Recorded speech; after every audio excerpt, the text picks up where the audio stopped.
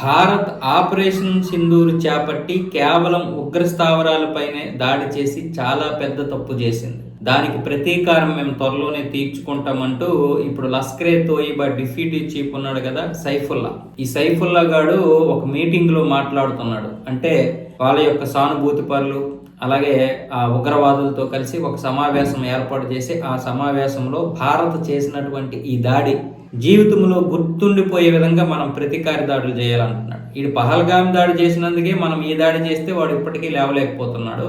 పైగా వీడేమంటున్నాడంటే నన్ను పహల్గాం దాడికి ప్రధాన సూత్రధారిని చేశారు కాబట్టి నా పేరు ప్రపంచవ్యాప్తంగా మారుమోగిపోతుంది. ఇప్పుడు నేను ప్రపంచమంతా పెద్ద సెలబ్రిటీని అయిపోయానని చెప్తున్నాడు. ఇక ప్రపంచం యావత్తు ఏకమైనా సరే కశ్మీర్ యొక్క మా యొక్క విధానం ఏదైతే ఉందో కశ్మీర్ పై ఆ విధానాన్ని ఎవరూ కూడా తీయలేరు.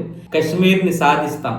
అది సపరేట్ దేశమా పాకిస్తాన్లో భాగమా అనేది తరువాత చూస్తాం. ఏదేమైనా సరే కశ్మీర్ యొక్క ఉద్యమాన్ని మాత్రం మేము విడిచిపెట్టేది లేదు అంటూ ఆ సమావేశంలో వాళ్ళని రెచ్చగొట్టే ప్రయత్నాలు అయితే చేశారు. ఇప్పటికీ కూడా రెచ్చగొడుతున్నారు. ఎందుకంటే 370 అమలైపోయిన తర్వాత కశ్మీర్ ప్రజల్లో చాలా మార్పులు వచ్చాయి. అలాంటి మార్పులు ఏంటంటే భారతదేశంలో ఉంటేనే మనకు భవిష్యత్తు ఉంటుంది.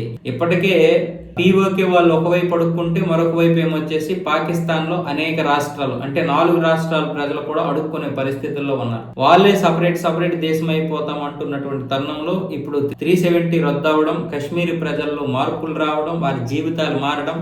ఇన్ని రోజులు వాళ్ళకి భారతదేశమే ప్రధాన శత్రువు. కానీ ఈ రోజు అసలు విషయం ఏంటంటే ఆకలికి శత్రువు అంటూ ఎవరు ఉండరు. ఆకలికి శత్రువు అంటూ ఉంటే అది మతము, కులము, ప్రాంతం అనేది ఉండదు. ఆకలి పెద్ద శత్రువు. అలా ఆకలి లేకుండా చేస్తున్నది భారతదేశం. ఈ వేర్పాటువాదు పేరుతో చాలా వరకు భారత పైనే విషం గక్కించేలా చేశారు. భారత పైనే వాళ్ళకి కోపం రగిలిపోయేలా చేశారు. కానీ ఈ 370 ఎప్పుడైతే రద్దు అయిందో వాళ్ళకి అసలు విషయం అర్థమైంది. భారతదేశం ఈ భూభాగాన్ని కోరుకుంటుంది, మా యొక్క వాటమని కాదు. ఈ భూభాగంతో ఈ దేశం యొక్క ఔన్నత్యం ఉంటుంది, మమ్మల్ని ఈ దేశంలో కలుపుకొని మేము మంచిగా జీవించాలని కోరుకుంటుంది అనే విషయం వాళ్ళకి ఈ 5-6 సంవత్సరాల్లో తేటతెల్లమైంది. ఎందుకు? వారి జీవితాలు మారాయి కాబట్టి. అదే ఇప్పుడు వీళ్ళ భయం.